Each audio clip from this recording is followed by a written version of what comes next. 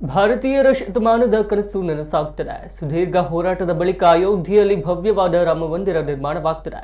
ಮಕರ ಸಂಕ್ರಾಂತಿ ಮುಗಿಯುತ್ತಿದ್ದಂತೆ ರಾಮದೇವರ ಪ್ರಾಣ ಪ್ರತಿಷ್ಠೆಯಾಗಲಿದೆ ಎಂದು ಉಡುಪಿ ಪೇಜಾವರ ಮಠಾಧೀಶರಾದ ವಿಶ್ವಪ್ರಸನ್ನ ತೀರ್ಥ ಸ್ವಾಮೀಜಿ ಹೇಳಿದ್ದಾರೆ. ಈ ಬಗ್ಗೆ ಮಾತನಾಡಿದ ಸ್ವಾಮೀಜಿ, ಜನವರಿ 22ರ ಅಭಿಜಿತ್ ಮುಹೂರ್ತದಲ್ಲಿ ರಾಮದೇವರ ಪ್ರಾಣ ಪ್ರತಿಷ್ಠೆಯಾಗಲಿದ್ದು ಪ್ರಧಾನಿ ಮೋದಿ ಮಂದಿರವನ್ನ ಲೋಕಾರ್ಪಣೆ ಮಾಡಲಿದ್ದಾರೆ. ಆದರೆ ಆ ದಿನ ಎಲ್ಲರಿಗೂ ಬರಲು ಅವಕಾಶ ಇರುವುದಿಲ್ಲ. ಹೀಗಾಗಿ ಎಲ್ಲರೂ ಊರ ರಾಮ ಮಂದಿರದಲ್ಲಿ ಬೃಹತ್ ಪರದೆಯ ಮೂಲಕ ಕಾರ್ಯಕ್ರಮ ವೀಕ್ಷಣೆ ಮಾಡಬೇಕು ಮತ್ತು ಮಂದಿರದಲ್ಲಿ ಪೂಜೆ, ಭಜನೆ, ಪ್ರಸಾದ ವಿತರಣೆ ಮಾಡಬೇಕು ಎಂದರು. ಮಂದಿರ ಇರುವ ಕಡೆಗೆ ತಗೊಂಡ್ಬರಲಾಗತ್ತೆ. ಈಗ ನಾಡಿದ್ದು ಪ್ರಾಣ ಪ್ರತಿಷ್ಠೆಗೊಳ್ಳೋದು ಹೊಸ ಮೂರ್ತಿ ಶಿಲಾಪ್ರತಿಮೆ ಇದೆ. ಸುಮಾರು 5-6 ಅಡಿ ಎತ್ತರದ ಶಿಲಾಪ್ರತಿಮೆ ತಯಾರಾಗ್ತಾ ಇದೆ.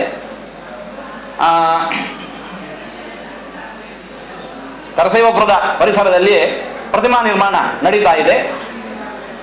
17ನೇ ತಾರೀಕಿಗೆ ಜನವರಿ 17 ಆ ಪ್ರತಿಮೆಯನ್ನು ಅಲ್ಲಿಂದ ಮೆರವಣಿಗೆಯಲ್ಲಿ ಸರಯೂ ನದಿ ತೀರಕ್ಕೆ ತೆಗೆದುಕೊಂಡು ಹೋಗಿ ಸರಯೂ ನದಿಯಲ್ಲಿ ಅಭಿಷೇಕ ಮಾಡಿಸಿ ಅಲ್ಲಿಂದ ಮೆರವಣಿಗೆಯಲ್ಲಿ ಮಂದಿರ ಇರುವ ಕಡೆಗೆ ತಗೊಂಡ್ಬರಲಾಗತ್ತೆ.